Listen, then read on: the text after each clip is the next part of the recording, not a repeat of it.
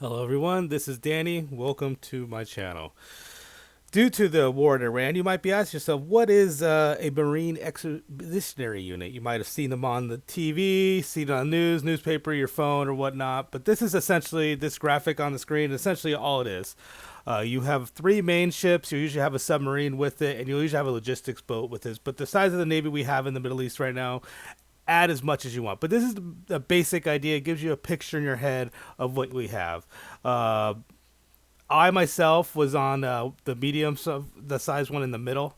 I was on two different versions of that ship. My favorite one, the favorite ship I ever was on Tortuga. But enough about me. Let's get into what we want to talk about. What is a MEU and what's on it? Has about 2,200 Marines and about 2,200 sailors, roughly 4 to 5,000 Marines and sailors in this group here. All right, so let's get into what these guys have and what this MEU's made up of. I wanted to talk first in the left corner there, or left side of the screen. You'll see the helicopters, the Ospreys there. I have a little video for you, and let's get into what these are and just to give you an idea of what they can do. The MV-22 Osprey is one of the most innovative aircraft in the history of military aviation, combining the vertical takeoff and landing capabilities of a helicopter with the speed and range of a turboprop airplane. The Osprey offers unparalleled versatility. All right, sorry for the robotic language, the best I could find for the video that was presented for me. But so that's the Ospreys, and next we're going to move on to one of my favorites, the Harrier. And the reason I love this is back when I used to live next to Miramar, I'd always see the Harriers flying by, floating in the sky. So very personally, one of my favorites, and we have a little video for you right here.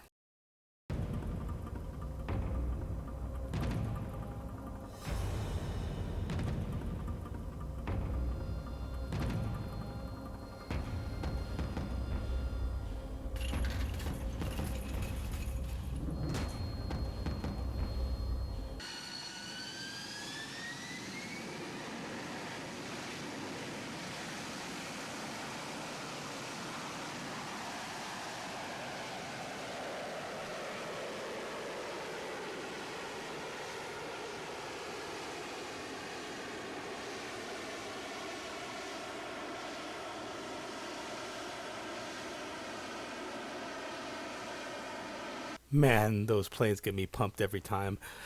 So they'll have about six of those. They'll be doing helping our ground forces. Next up, I want to talk about the helicopter here that's going to be transporting our troops into play. It's not going to be troops. It's logistics, tractors, anything heavy. Next up is our.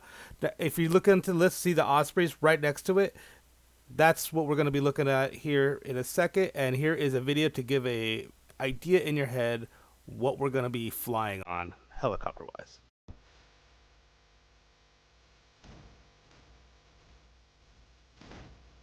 Hi, my name is Sean Maloney, one of the test pilots here at Sikorsky Lockheed Martin. I'm here to talk about the CH-53K King Stallion. From this vantage point, it looks impressive, and it is. This is a multi-mission helicopter.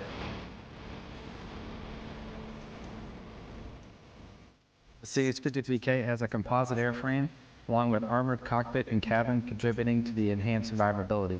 The larger cabin windows facilitate crew served weapons, and it also has integrated fuel sponsons. Now let's go up the ramp, which allows for rapid loading directly from the C-130.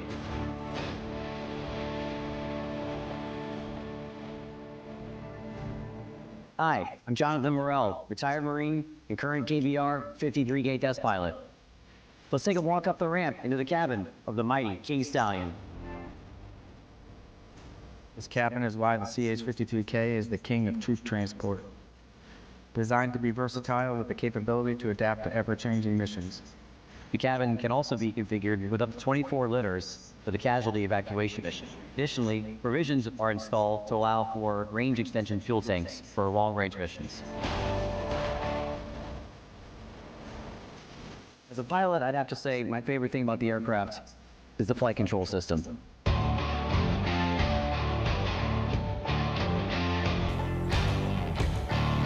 Fly-by-wire flight control system in the 53K is unbelievable. The aircraft flies and handles like a dream, and it makes all the most challenging and difficult tasks we do simple, safe, and very efficient. I also love the enormous amount of power that we have to basically lift anything we want. And the CH-53K is in production today and being flown by the U.S. Marines. And now you see why the King Stallion, the world's most capable and powerful helicopter, is a true game changer for the Marine Corps and our allies. Oh man, I used to see that in San Diego all the time. When I was stationed on Camp Pendleton and lived in the San Diego area, I would see those flying all over the place. But we're going to get to one of my favorite helicopters. Probably got me to enlist by flying around San Diego. When I was stationed on Camp Pendleton, I got to see them all the time. But next up, we're going to go below the Chinooks there. We're going to look at the Vipers. I love this helicopter. Seeing it fly by, do test runs, it was so fun. Without further ado, let's show you what I'm talking about.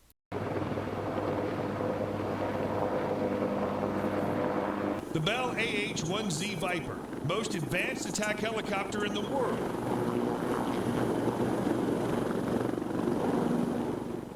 When you think about the U.S. Marine Corps, the lethal killing machines come to mind. And when they need close air support, they call on the Bell AH-1Z Viper. This twin-engine attack helicopter is among the world's most lethal and is capable of carrying the widest selection of ordnance of any military helicopter ever created. With anti-armor and air-to-air capabilities, the Bell AH-1Z can engage and defeat a wide range of threats before they know what hit them. Thanks, Sam Wilson, for U.S. military news. I needed that. Next, we're going to move on to the Huey, which is another one of my favorites. I saw it over Camp Pendleton in San Diego all the time. This is also going to come off the MEU, and I can't wait to see them in action. What I enjoy most about my job is the ability to go out and support the guys on the ground every single day. Throughout my career, being able to go out and support troops on the ground all across the globe, and it's the most fulfilling thing to me. The UH-1Y Huey has a multitude of capabilities at its disposal. We've got the two crew chief door gunners in the back, and also we've got the pilots in the front and the Bright Star Block 2 sensor off the front. So with that, we're able to integrate between our eyeballs, our night vision sensors, and also a FLIR sensor off the front. And we're able to collect information all over the battlefield, track targets, and destroy them as necessary. The Huey's lethality spurs directly from the crew that maintains it and flies it and fights it. The door gunners in the back have the 50 cal that fires 1,100 rounds per minute, and also they've got the Gal 17, which fires 3,000 rounds per minute. As far as the pilots in the front, we've got high explosive rocket warheads, push-out rocket warheads, marking capabilities, and also advanced precision kill weapon system, laser-guided rockets. From that, we're able to engage targets all the way out to 3 miles away from the helicopter, all the way into 50 feet. Between the Huey and Cobra, we're able to accomplish the multitude of missions that First Mall has on its table in the PACOM AOR. We're able to go down and support humanitarian assistance, disaster relief, if it ever calls, or we're able to go out and conduct offensive air support and support the ground forces if we're ever called to fight. Man, that video pumps me up. Makes me want to invent a time machine, go back to when I was listening, be like, nope, I don't want to do anything of what I knew I was doing. I want to be a Huey door gunner. But next up, we're going to take a look at these JLTVs. Now, I never rode in these. These are a newer invention of the United States Marine Corps. I'm a little old, so let's take a look at our new vehicles just for a minute. According to the graphic, we're going to have 60 of these on the MEU, the JLTV. So we'll see. They seem to be armored transports. They look good. All right, so now that we basically have the equipment, I don't need to show the artillery, the tanks, and everything. You all get the idea. Now, I want to show just a little pump-me-up video that we found out to give you an idea of what the MEU looks like when they're doing work.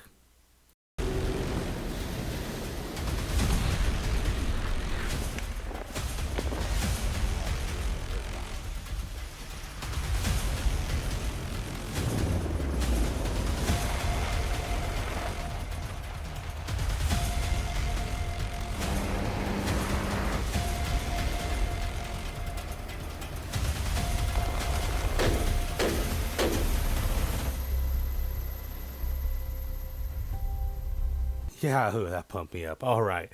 So now I wanted to show you another video directly from the Marine Corps website. Both the video you saw before and the video you're going to see after this are directly from the Marine Corps website, which will explain the Marine Expeditionary Unit in their own words. There is change on the horizon. Navy and Marine Corps leaders are working tirelessly to reposition ourselves to address emerging threats and maintain global stability. To better visualize what is needed to maintain this stability, let's switch gears to look at what exactly makes up a fully staffed Marine Expeditionary Unit. Introducing the elements. The ground combat element is comprised of a battalion landing team, an infantry battalion reinforced with combat support. The GCE has the greatest number of personnel within the MEU at approximately 1,100 Marines and sailors. The aviation combat element is comprised of tilt-rotor aircraft, transport helicopters, attack helicopters, fixed-wing aircraft, air defense teams, and ground support assets. The ACE boasts 600 personnel to man and maintain all things air.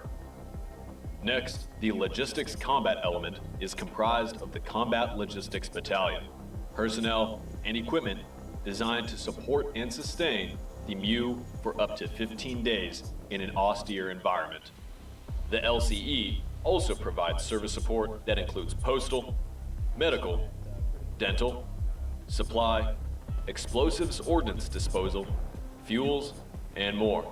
They accomplish this with just 300 Marines and sailors.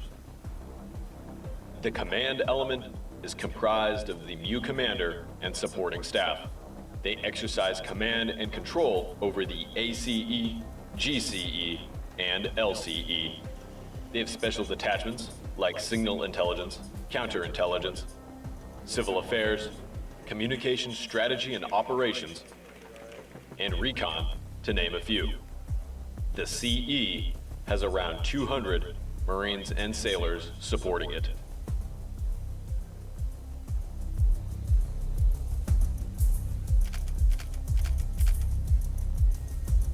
What is transporting all of these elements to their destinations?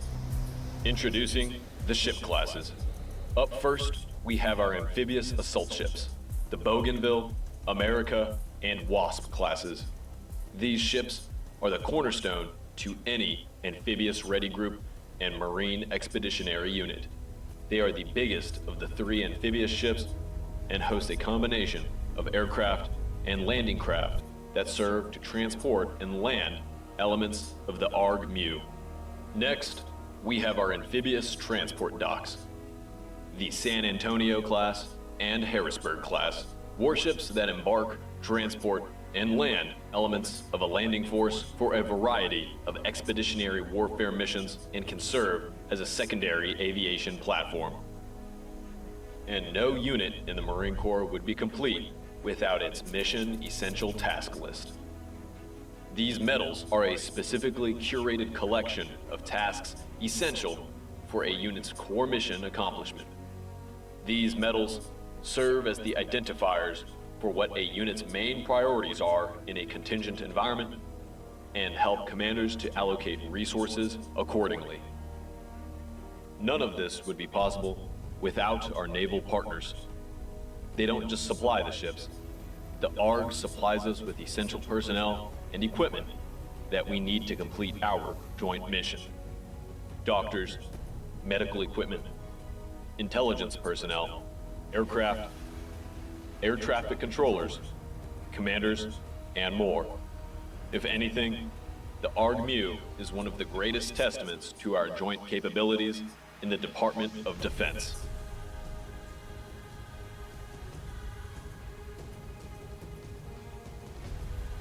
These ships and the Marines and sailors housed on them are strategically placed around the globe, ready to respond when the call comes. 7 combatant commands with their own set of Marine Expeditionary Units traversing their waters, ensuring peace and stability in their regions. All right, that'll do it for me. Thanks for watching my little video. I had to pull together all the videos from the website and the marines.com, but thanks for watching. See you later.